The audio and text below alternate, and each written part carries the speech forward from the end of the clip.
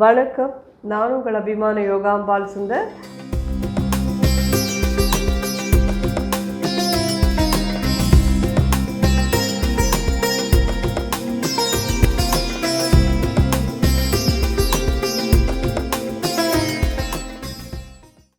இன்றைக்கி அந்த Deepavali sweets and ஸ்நாக்ஸோட வரிசையில் இன்றைக்கி என்ன பார்க்க போகிறோம் அப்படின்னு சொல்லி கேட்டேன்னா, பைனாப்பிள் ஃப்ளேவரில் ஒரு ஹல்வா, கார்ன்ஃப்ளவர் வச்சு தான், கராச்சி ஹல்வான்னு சொல்லலாம். அதை எப்படி வேணா இது பண்ணிக்கலாம். பட் அது பைனாப்பிள் ஃப்ளேவரில் இருக்கும். பைனாப்பிளில் வந்து அதாவது ஒரு ஹாஃப் பைனாப்பிள் அதை வாங்கி நல்லா அரைச்சி வடிகட்டி எடுத்து வச்சுருக்கேன். நான் இது வெள்ளையாக இருக்குல்ல, நான் வாங்கின இந்த பைனாப்பிள் கொஞ்சம் ஒயிட்டாக இருந்தது, ஆனால் ஸ்வீட்டாக இருந்தது. அதை நல்லா அரைச்சி எந்த விதமான இதுவும் இல்லாமல் வடிகட்டி எடுத்துட்டுருங்கோம். இந்த கப்பால் ஒரு கப்பு கிட்டக்க நான் வந்து, அதாவது இது வந்து 100 கிராம்ஸ் கிட்ட இருக்கும் கார்ன்ஃப்ளவர். ஸோ அதுக்கு கொஞ்சம் நட்ஸ் எல்லாம் கட் பண்ணி வச்சுருக்கேன். ஃபஸ்ட்டு நெய்யை விட்டு நட்ஸ் எல்லாம் வறுத்து எடுத்துக்கலாம். பாதாம் பருப்பு, முந்திரி, பிஸ்தா. கலர் மாறணும்லாம் அவசியம் இல்லை, ஜஸ்ட்டு இது வந்து நல்லா வறுபட்டுனா போதும். ஏன்னா அந்த ஹல்வாவில் போட்டதுக்கப்புறம் அது க்ரன்ச்சியாக இருந்ததுன்னா நல்லாயிருக்கும், பச்சையாக இருந்ததுன்னா நல்லா இருக்காது இல்லையா, அதனால். ஸோ இதெல்லாம் ரொம்ப ஈஸியாக பண்ணக்கூடியது தான். இந்த பிஸ்தாலாம் எங்களால் வாங்க முடியாது அப்படின்னா ஓகே, நோ ப்ராப்ளம். பாதாமும் வேண்டான்னா விட்டுருங்க. வெறும் முந்திரி பருப்பு மட்டுமே நீங்கள் அதில் வறுத்து போட்டுக்கிறேன்னா போட்டுக்கோங்க. பட் இதெல்லாம் மிக்ஸ்டாக போட்டேன்னா நல்லாயிருக்கும். இருக்கிறவா கிடைக்கிறவா எல்லாத்தையும் மிக்ஸ் பண்ணி போட்டுக்கோங்க. ஸோ நல்லா வறுப்பட்டு எடுத்து வாசனை வருது. இந்த லெவலுக்கு வறுப்பட்டாலே போதும், ஜாஸ்தி கலர் மாறணும்லாம் அவசியம் இல்லை.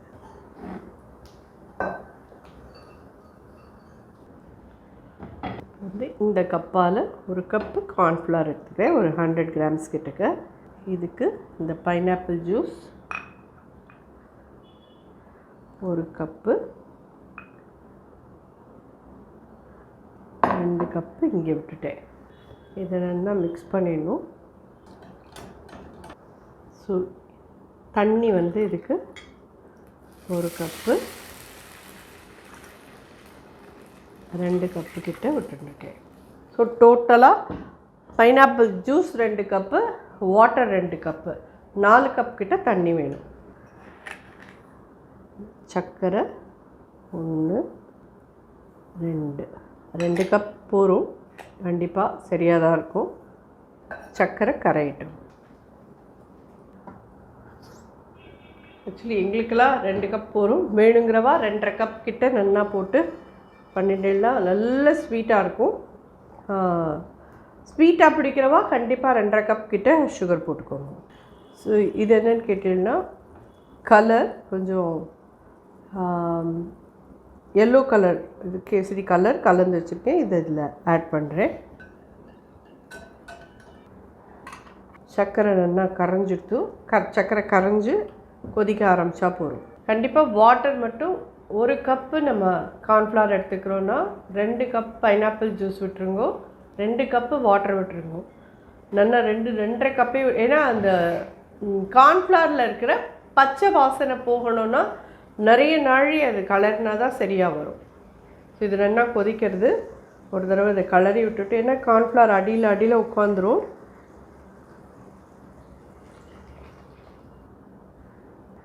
டக்குன்னு கெட்டியாக ஆரம்பிச்சிடும். நல்லா விடாமல் கலரிகிட்டே இருங்கோ.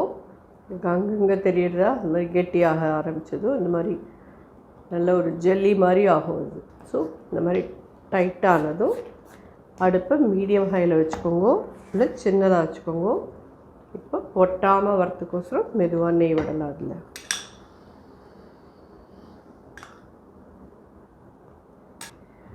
ரெண்டு ஸ்பூன் விட்டுருக்கோம். இதெல்லாம் நீங்கள் வந்துட்டு தீபாவளி அன்றைக்கி முதல் நாள் தான் நீங்கள் பண்ண முடியும் அப்படின்னா அன்றைக்கி பண்ணுறதுக்கெல்லாம் இதெல்லாம் சௌரியமாக நிறையா நாள்லேயே 2-3 நாள் முன்னாடிலாம் டைம் இருக்குங்கிறவா வேறு நிறைய பண்ணிக்கலாம். எங்களுக்கு டைம் இல்லை, லாஸ்ட் மினிட்டில் தான் பண்ணுறோம் அப்படிங்கிறவாளுக்கு இதெல்லாம் ஈஸியாக இருக்கும். இன்னும் 2 ஸ்பூன் நெய் விட்டுருக்கோம். விட்டதும் பார்த்தீங்கன்னா நீங்கள் நிறைய விட்டுட்டா மாதிரி இருக்கும். அது கொதித்து உள்ளே எடுத்துன்றோம். அப்படியே 4 ஸ்பூன் விட்டாலே போகிறோம் உங்களுக்கு. அதுக்கு மேலே கண்டிப்பாக வேண்டாம். ஏன்னா இது வந்து நல்லா இதுவாகவே நல்லா இப்படி எடுத்து போட்டோன்னா எப்படி இருக்குது பார்த்தீங்களா? இன்னும் கொஞ்ச நாழி கலரணும்னா இது நீங்கள் எவ்வளோக்கு எவ்வளோ கலர்றீங்களோ அவ்வளோக்கு எவ்வளோ நல்ல கெட்டியான உங்களுக்கு ஒரு அந்த என்ன சொல்கிறது கராச்சி அல்வான்னு பாம்பே அல்வா எல்லாம் கிடைக்கும் பார்த்துருக்கீங்களா? அது மாதிரி வரும். நீங்கள் ரொம்ப சீக்கிரமே எடுத்துட்டேன்னா கொஞ்சம் சாஃப்டாகவே இருக்கும். உங்களுக்கு அந்த சூவியான இது வேணும் அப்படின்னு சொன்னால் குறைஞ்சபட்சம் இந்த மாதிரி நம்ம கலரின்னு இருக்கிறத ஒரு 1/2 hour to 45 minutes கலருங்கோ. அந்த சூவி டெக்ஸ்சர் வரும். அது இல்லை எங்களுக்கு சாஃப்டான இது போகிறோம் அப்படின்னு சொன்னேன்னா இந்த மாதிரி ஒரு 15-20 நிமிஷத்துலலாம் எடுத்துடலாம். நான் இன்னொரு அது ரெண்டும் இல்லாமல் நடுப்புற எடுக்கலான்னு கலரிட்டு இருக்கேன். அவ்வளோதான். நம்ம எப்பயுமே இப்படி இல்லாமல் அப்படி இல்லாமல் தான் பண்ணுவோம். அதனால தான். ஸோ வறுத்து வச்சுருக்க இந்த நட்ஸ் எல்லாத்தையும் இதில் ஆட் பண்ணிடலாம். இதை வந்து நீங்கள் ட்ரை ஃப்ரூட்ஸ் ஹல்வா அப்படின்னு கூட எடுத்துக்கலாம் இல்லையா? நல்லா ஃபுல்லாக லோடடாக இருக்குது பாருங்கள். நம்ம இதை வந்து ஒரு 20 minutesஸாக கிளறிருக்கோம். இன்னும் ஒரு 5 நிமிஷம் கிளறேன். கொஞ்சம் அப்போ தான் அது கெட்டியாகி இந்த துண்டம் போடுறதே அழகாக வரும். ஸோ இது ஃபைனலாக நான் வந்துட்டு இந்த பைனாப்பிள் எசன்ஸ் ஒரே ஒரு ட்ராப் எடுத்து வச்சுருக்கேன். இது ஆப்ஷனல், வேணுன்றவா விடுங்கோ. இல்லை நீங்கள் வந்து ஒரு கப்புக்கு நான் இப்போ 2 கப்பு தான் பைனாப்பிள் ஜூஸ் விட்டேன். நீங்கள் 4 கப்புமே பைனாப்பிள் ஜூஸ் விடுறேன்னாலும் விட்டு அதை இது பண்ணிக்கலாம். அப்போ இன்னும் நல்ல பைனாப்பிள் ஃப்ளேவர் வரும். ஸோ நமக்கு இது கம்மியாக இருந்ததுன்றதுனால இந்த பைனாப்பிளோட எசன்ஸ் நான் ஒரே ஒரு ட்ராப் விட போகிறேன் எண்டிங். இதில் அடுப்பை அணைச்சிட்டு தான் அதை விடணும். நெய் பார்த்தீங்கன்னா 4 ஸ்பூன் தான் நெய் விட்டுருக்கேன். நிறைய நெய் விட வேண்டாம் இதுக்கு. பாக்கி அல்வாக்கெல்லாம் பண்ணுற மாதிரி இதுக்கு நெய் நிறைய விட்டுறாதீங்க. விடணும், ஆனால் பாக்கிக்கெல்லாம் நிறைய விடணும் இல்லையா? அந்தளவுக்கு இது வேண்டாம்.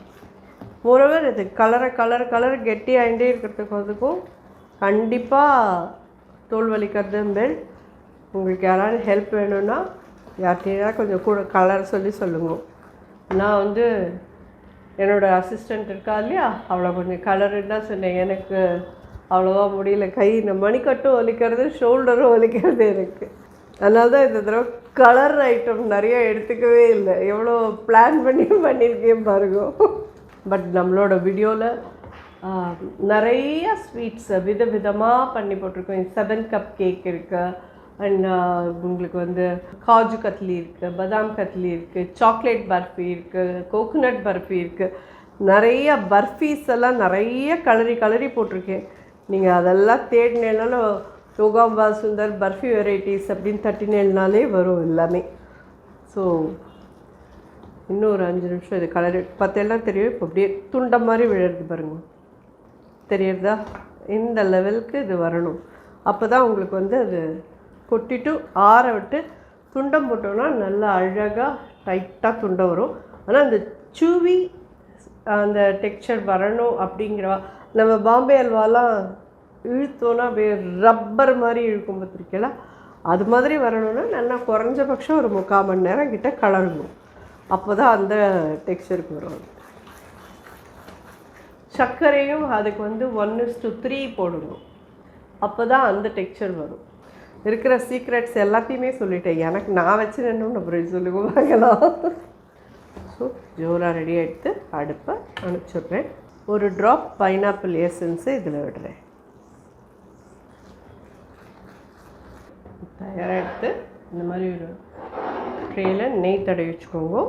இதில் இதை ட்ரான்ஸ்ஃபர் பண்ணிடலாம்.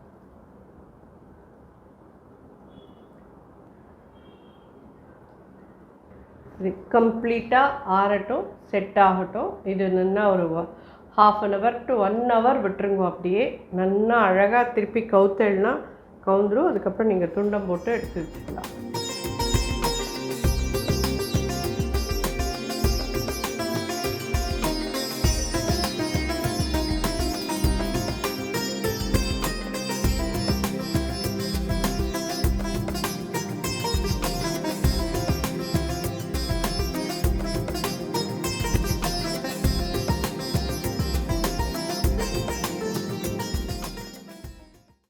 அல்வா ரெடி ஆகிடுது.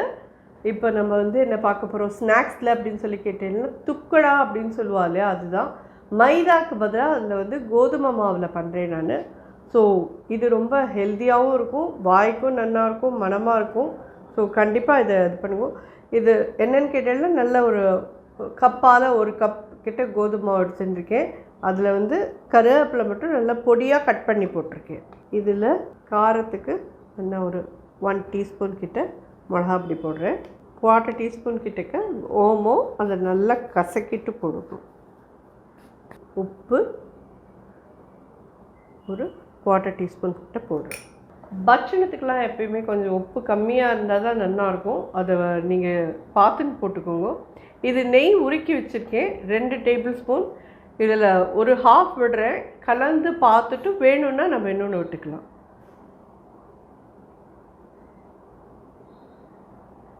ஒரு ஹாஃப் விட்டுட்டேன். இந்த 1 கப் மாவுக்கு 1 டேபிள் ஸ்பூன் நெய் தேவையாக இருந்ததால் தான் இன்னொரு டேபிள் ஸ்பூன் அது இருக்குது. இது எப்படி போகும் அப்படின்னு நீங்கள் கண்டுபிடிக்க முடியும் அப்படின்னா, மாலாடு மாதிரி இருக்கிறதா உதுத்து விட்டால் உதுன்னு வரணும். இதுதான் கரெக்டான ஸ்டேஜ். இந்த கப்பால் தான் 1 கப் மாவு எடுத்துட்டேன். இது ஸோ 3/4 கப்பு கிட்ட தண்ணி விட்டுருக்கேன். ரொம்பவும் டைட்டாக இருக்க வேண்டாம், ரொம்பவும் லூஸாக இருக்க வேண்டாம். சப்பாத்தி மாவை விட கொஞ்சம் டைட்டாக பிசைஞ்சுக்கோங்க. ஸோ இது 1 டேபிள் ஸ்பூன் நெய் அப்படியே இருக்குது உருக்கினது. இதை எடுத்து வச்சு விடுறேன்.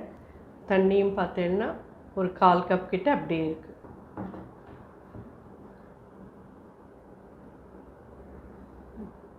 ஒரு பெரிய எலுமிச்சம்பழம் அளவுக்கு மாவு எடுத்துக்கோங்க.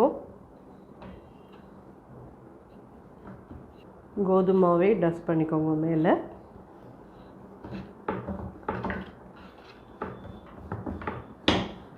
இதில் வந்து சோடாப்பு போடணுமான்னு கேட்பேன். கண்டிப்பாக போட வேண்டாம், இப்படியே பண்ணுங்க, நல்லாவே வரும். அதெல்லாம் சோடாப்பு போட்டேன்னா ரொம்ப ஒரு மாதிரி எண்ணெய் வரும். அட் த சேம் டைம் வயிற்ற பிரட்ட ஆரம்பிக்கும் அப்புறமா. ஏன்னா கோதுமை மாவில் வந்து எண்ணெய் கோத்துன்றதுனா ரொம்ப இதாக இருக்கும். அதனால் இது ஒன்றும் போட வேண்டாம், அப்படியே பண்ணிவிடும். இந்த மாதிரி இட்டுட்டு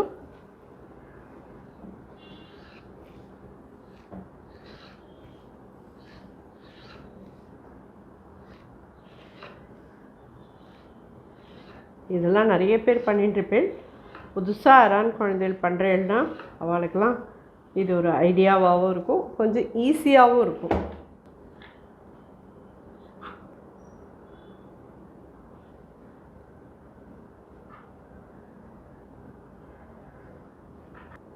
இதெல்லாம் கொஞ்ச நாள் ஃபேன் கீழே நீங்கள் காய போட்டுட்டு எல்லாத்தையுமே இட்டுட்டு இந்த மாதிரி கட் பண்ணி போட்டு ஃபேன் கீழே கொஞ்சம் காய வச்சுட்டு முதல்ல இட்டதெல்லாத்தையும் எடுத்து எண்ணெயில் போட்டு பொரிச்சு பண்ணினேன்னா நல்ல எண்ணெய் குடிக்காது, நல்ல கிறிஸ்பியாக வரும், கலராகவும் இருக்கும். ஸோ இன்னும் 1 2 3 நான் இட்டுன்ட்டு வந்து பொரித்து பார்க்கறதே பார்க்கலாம். ஸோ இது மாதிரி கட் பண்ணி வச்சுருக்கோம். இதை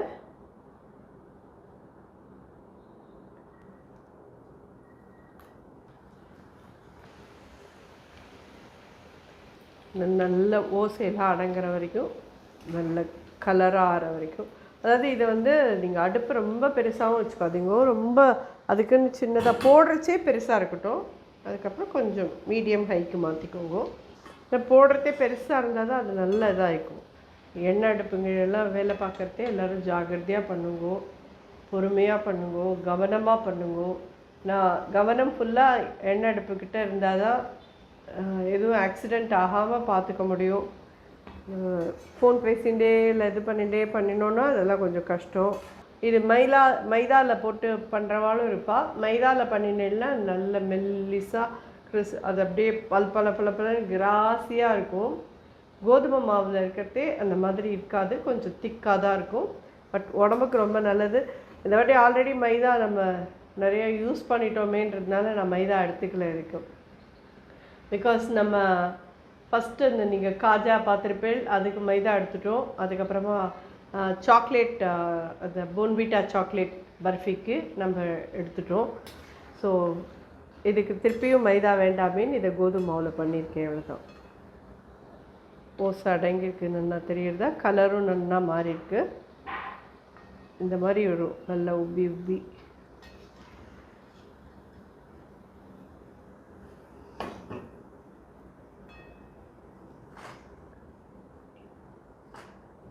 இதெல்லாம் நீங்கள் நார்மல் டேஸ்லேயே கூட பண்ணி வச்சுட்டீங்கன்னா உங்களுக்கெல்லாம் வந்து சாயங்கால வேளையில் ஸ்கூல்லேருந்து வர குழந்தைகளுக்கு இல்லை ஆஃபீஸ்லேருந்து நீங்கள் வந்த கையோட டீ கொஞ்சம் சாப்பிட்டுட்டு ஏதாவது சாப்பிட்லாம் அப்படின்னு தோன்றதெல்லாம் இதெல்லாம் ஒரு 4 எடுத்து வச்சுட்டு டீ சாப்பிட்டேன்னா நல்லாயிருக்கும். ஸோ இப்போ திருப்பியும் அடுப்பை பெருசு பண்ணிட்டுருக்கேன்.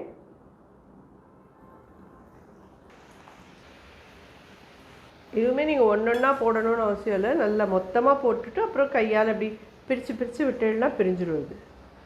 ஸோ இதை அடுப்பை இப்போ சின்னதாக்கிட்டு பொரிக்கிறேன். இது வந்து எங்கள் ஆத்தில் பார்த்தீங்கன்னா எல்லாருக்கும் ரொம்ப பிடிக்கும். ரொம்ப பிடிக்கும்னா இவ்வளோதான் அவ்வளோதான் இல்லை, அவ்வளோ பிடிக்கும். இது நான் எவ்வளோ பண்ணாலும் எங்கள் ஆத்தில் 2 நாளில் ஆகிடும். இன்றைக்கி இந்த 1 கப் மாவில் ஒன்றுமே இல்லை, மத்தியானத்தோடையே ஆகிடும் எங்கள் ஆத்தில். ஏன்னா அது ரொம்ப பெருசாக வச்சுன்னு பண்ணினேன்னா கோதுமை மாவுக்கும் அதுக்கும் ரொம்ப டார்க்காக போயிடும். அதனால் சின்னதாக்கின்றுங்கோ. நல்லா சின்னதாக்கி வேக விட்டேன்னா நல்லா கரகரன்னு ஆகும், கலரும் நல்லா வரும்.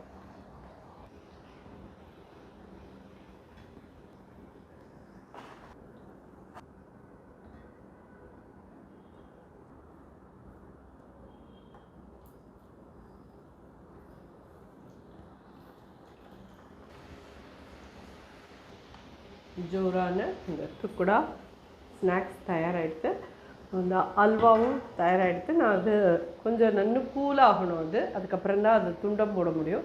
போட்டுட்டு அதை கவுக்கிறதே உங்களுக்கு கவுத்து துண்டம் போடுறச்சு கண்டிப்பாக காமிக்கிறேன். ஹோப் இந்த வீடியோ உங்கள் எல்லாருக்கும் உபயோகமாக இருக்கும்னு நினைக்கிறேன். கண்டிப்பாக உங்களுக்கு தேவையான ஸ்வீட்ஸ் அண்ட் ஸ்நாக்ஸ் ஒரு 5-6 பண்ணி போட்டிருக்கேன். இது எல்லாத்தையும் நீங்கள் பண்ணி பழசலாமும் இருக்குது. நிறைய ஐட்டம்ஸ் பண்ணி போட்டிருக்கேன். கலாக்கண்ட் இருக்குது, அதிரசம் வெரைட்டிஸ்லேயே 2-3 அதிரசம் வெரைட்டிஸ் இருக்குது. உங்களுக்கு எதெல்லாம் தேவையோ எல்லாம் நீங்கள் பார்த்து பண்ணிக்கலாம். ஸோ என்ன தேவையோ எல்லாத்தையும் பண்ணிவிட்டு என்ன பண்ணினீங்க, எப்படி வந்தது அப்படின்ற கமெண்ட்டில் நீங்கள் எல்லோரும் ஃபீட்பேக் சொல்லுங்கள் எனக்கு. ஹோப் இந்த வீடியோலாம் உங்களுக்கு பிடிச்சிருக்குன்னு நினைக்கிறேன். நன்றி, வணக்கம்.